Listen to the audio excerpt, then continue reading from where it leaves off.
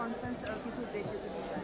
देखिए, आज भारत निर्वाचन आयोग के निर्देश के क्रम में और मुख्य निर्वाचन अधिकारी महोदय के निर्देश के क्रम में आज ड्राफ्ट पब्लिकेशन दिनांक 6 जनवरी 2026 को हुआ। मेरठ जनपद में कुल 7 विधानसभाएं, जैसा कि आप अवगत हैं, इन 7 विधानसभा का संबंधित ईआरओ के द्वारा ड्राफ्ट पब्लिकेशन जो एसआईआर की कार्रवाई हुई थी उसका कर दिया गया है। इस ड्राफ्ट पब्लिकेशन में 2 बिंदु मुख्य रूप से महत्वपूर्ण है कि जो एएसडी वोटर थे, एब्सेंट, शिफ्टेड, डेड और डुप्लीकेट वोटर, उनको इस सूची से पृथक कर दिया गया है। एएसडी की सूची अलग बनी है।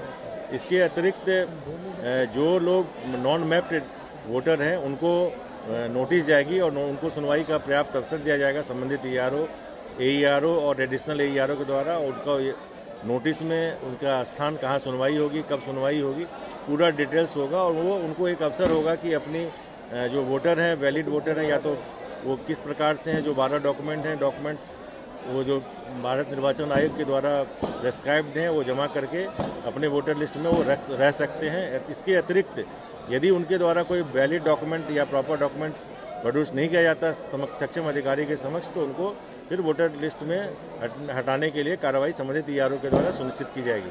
इसके अतिरिक्त जो एएसडी वोटर हैं, मैं इसलिए कहना चाह रहा हूँ कि जो एब्सेंट और शिफ्टेड वोटर है, यदि किन्हीं कारणों से पूरे इन्विटेशन पीरियड के दौरान यदि अनुपस्थित रहे यहाँ से अपने बूथों से या अपने घरों से, तो यदि वो आ गए हैं वापस और वो यदि वैलिड हैं, पात्र मतदाता हैं, तो फॉर्म 6 भर के और प्रॉपर डॉक्यूमेंट सबमिट करके पुनः वोटर बन सकते हैं। तो उनका अवसर समाप्त नहीं हुआ है, उनका अवसर ओपन है और आज से लेके 6 जनवरी से लेकर 6 फरवरी तक ये क्लेम और ऑब्जेक्शन की तिथि है।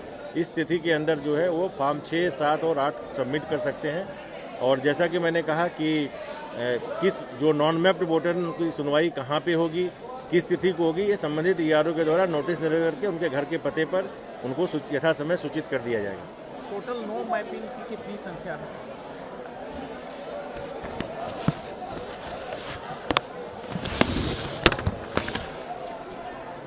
जनपद में सभी विधानसभा में 2,75,960 जो है वोटर हैं जिनको की नॉन मैप्ड वोटर हैं। नॉन मैप्ड का मतलब ये हुआ कि 1/1/2003 का जो हमारा एसआईआर का लिस्ट था, उस लिस्ट के हिसाब से उनके ग्रैंड पेरेंट्स, चाहे वो दादा दादी हो, नाना नानी हो, चाहे स्वयं का हो या माता पिता को, इन 7 में से किसी एक का जो है डिटेल्स उनको यथास्थान भरना था इन्विटेशन फॉर्म में, उन्होंने नहीं भरा, इसलिए उनकी मैपिंग नहीं हो पाई।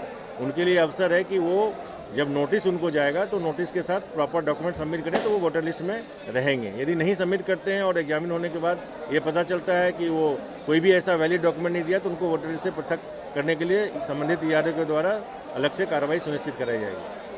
जो आपके प्रकाशन में टोटल कितने वोटर?